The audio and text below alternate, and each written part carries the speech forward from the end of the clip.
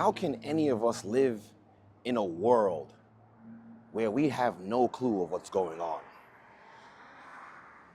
We're so inundated with our day-to-day lives, our work, school, schedules, our children, our spouses, financial opportunities, markets, all of this stuff that we're bombarded with every day. But we don't even know and understand what's happening in this very world. But what's also interesting about that is we tend to look at the news for vital information. Some of us depend on the news for survival, which to me is interesting.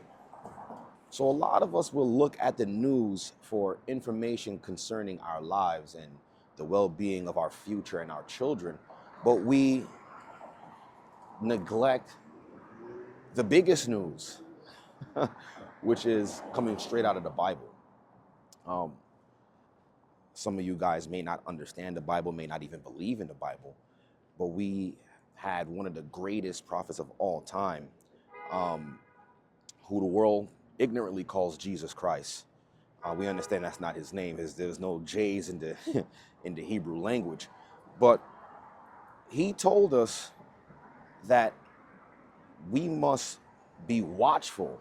We neglect the signs that he gave us concerning end time prophecy, as far as not just praying. We were taught in these modern day churches that we grew up in, we were raised in, that we must always pray. But what about watching?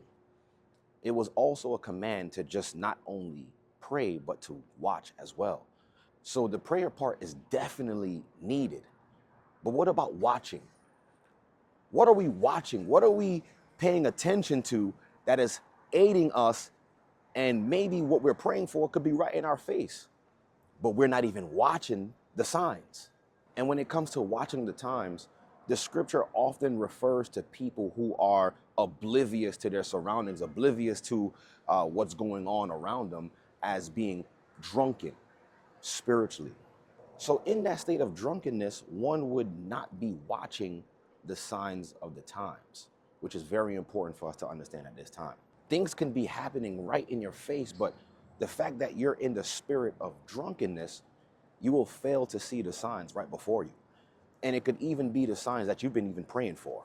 But not having the tools to watch and observe and to be able to put the pieces together, you're gonna miss everything that you probably was praying for. How is it that we could live in a time that the people that are placed before us as leaders are corrupt? The DOJ recently sent letters to Congress which stated that they have files which have politically exposed persons on the Epstein files. So it's blatantly clear in our faces that the people that we trust with our safety, with our finance, and overall leading this nation or these nations are corrupt to its core. So now the question really is, what type of world are we living in where the average citizens of these countries, these different places, don't even care to question or call these leaders to task, where we could have evidence right in front of our faces, but yet no one does anything. And the world just continues as normal and is as if none of these files was actually exposed. Very interesting. We can have evidence against a person with quote unquote high status, and they won't get called to task. They won't go to court. Or and if they do go to court, they make an appearance, they say a few statements and, slap on the wrist. But we as the citizens have to appear in court for parking tickets, traffic violations, and have to pay large sums of money from the income that we barely even have. So we got to make these things make sense. What we are experiencing, what we also see is that there is an unjust balance and an unjust scale in the system that we live in, where we the people, they claim that we have the power, but what type of power do we actually have if we can't exercise it? What good is we the people if the people don't have a say? So when it actually comes to holding these people accountable, these politicians, these congressmen, these people of high influence and people of power who have the money and the finances to what's called get out of jail free, right? It's to the point where it's almost where they are mocking us to our face. Where I've seen in an article where there was a recent poll. Listen, check this out, y'all. There was a recent poll that was done that an artist by the name of Bad Bunny had more of an influence, or it was to the fact that Bad Bunny had more care for the United States than the actual president. This is what people actually think. People actually think that their artists, these entertainers, have more care for the United States or for their well-being, as if these people who are just paid entertainers can really run a country, right? I'm not saying that the people that's running it right now are doing a great job, but come on, Bad Bunny. So we got to understand that this is what's called the Great Stupor, uh, which is prophesied in Scripture as well too. Where in the last days that a lot of people will be lost. They would have a sense of, or the lack thereof, of what's actually true and false. State of sleep, or like I said in the beginning, that spirit of drunkenness, which is crazy. And I know you guys who was watching this right now, who's in the know, you guys know exactly what I'm talking about. You guys know, like, we're all like-minded. We all can see what's happening in this earth, and it don't sit well with none of us. But when you look around the world, you look around how people are walking around. People are just genuinely just trying to survive, but no one really cares about what's really happening in the world. I mean, there's things that's happening right now that are actually life-changing, not just for us, but in the future for our children. Because what type of world are we leaving behind for our children? What's on the books for our children when they become our age? Because if it's bad for us right now, think about them.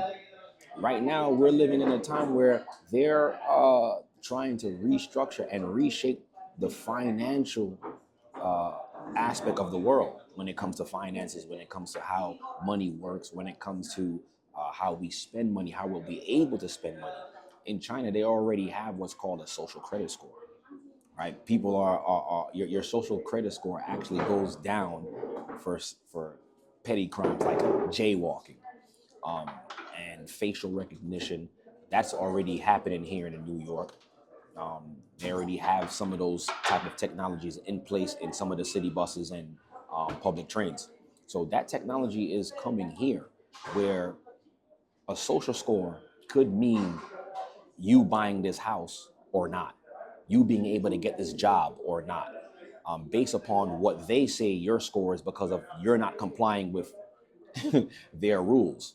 And here it is, they're giving you all of these rules that you have to obey, you must follow, you can't question. But we could have, like I said earlier, we could have a whole a library of all of the unclean deeds that these people are partaking in, but no one could say anything about those things.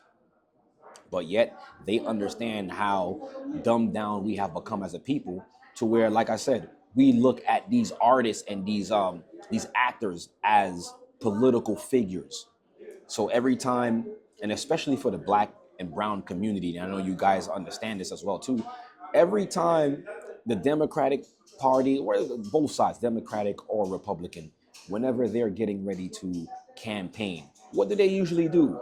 They'll bring the latest hip hop artist or R&B singer or entertainer or YouTube influencer to help push their campaign. Matter of fact, Mayor Mondani recently just had a big convention with all of the influencers of like YouTube and Instagram, because understanding that the youth are, that's the platform that they go to for news, latest information. So they get in front of the real information by putting these figures, these public figures in front of us to help steer their narrative. right? So we got to be very careful when it comes to these things. So with all of these distractions, you have information, or we have information about politicians and presidents and all of this type of stuff doing all type of debaucherous activities behind closed doors. And now it's readily available for the public to see. We have a consensus for the people that entertainers have more care for the country than the actual president. We have all of this stuff going on, but yet none of us is paying attention to the war that's on the other side of the world. So we currently have information that can imprison these so-called people of influence, these politicians, government officials. We have information that can imprison these peoples for many years, but yet all we get is a song and dance of them trying to explain away why these things are actually happening. We also have them gauging the minds of the people as far as seeing the sentiments of who they think or who they believe cares more for the country, an entertainer or the president. And while all that is being done, as far as distractions, let alone what's going on with your personal lives, we all have work, we have school, we have children, if you have a spouse, we have all of these things that is, I don't want to call them distractions, but it's part of the everyday struggle that everybody goes through. We have all of these things taking our focus, but we're not paying attention to one of the key players in all of this whole thing, Iran. I seen in a recent article where President Trump and Benjamin Netanyahu came together and both agreed that Iran should be stopped when it comes to the sale of its oil. And for me and you, that don't really mean anything.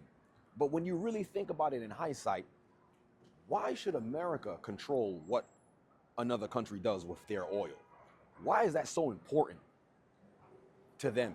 And we spoke about it before on this channel where Iran controls a key point, or they have a key position in the Middle East called the Hormuz Strait, where they could actually control the flow of oil that goes and is shipped worldwide. I understand, or we should all understand, that America and China are not the best of friends. I mean, they'll do business with each other. They'll sell goods to America, but they're not the best of friends. They're not even allies. There's a lot of beef between these two, a lot of tension.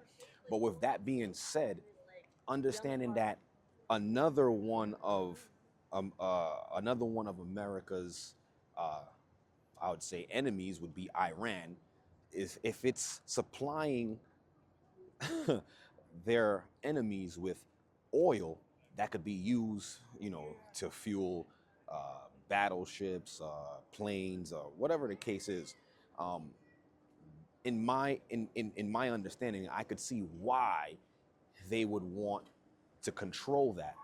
You know what I'm saying? You control the flow of the oil, you control the cash flow, you can control, how they move their ships, how they move, equipment around. And most importantly, just the overall controlling of finance and controlling of money.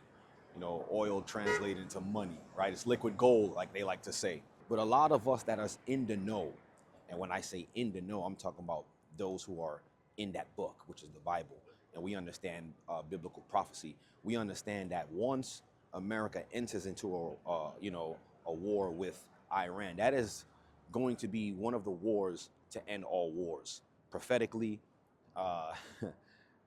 Iran is destined to put an end to what we understand as the daughter of Babylon. Even in ancient times, the Persian Empire is what took down ancient Babylon. So history is due to repeat itself, and it's just in a matter of time. And the way we see things happening in the earth right now, it's only a matter of time, though, basically. So there's a reason or a method to their madness to why they don't publicize these type of events for the layman. I mean, it's there. You have to do the research and find it, but they don't want you knowing this type of information. They don't want you to get ahead of this because it's all about control. So you know, with that being said, we all have uh, ample amount of time to do better for not just for ourselves, but for our families, and to ensure that we're out of harm's way. This is why I said in the beginning, we had the greatest prophet, and we still have him. We still have him where he's still communicating to us to this day through the scripture. But you have to be reading the book. You can't be so self-absorbed. You can't be to your own self or just worried about your own self. Yes, worry about yourself, worry about your children, worry about your families.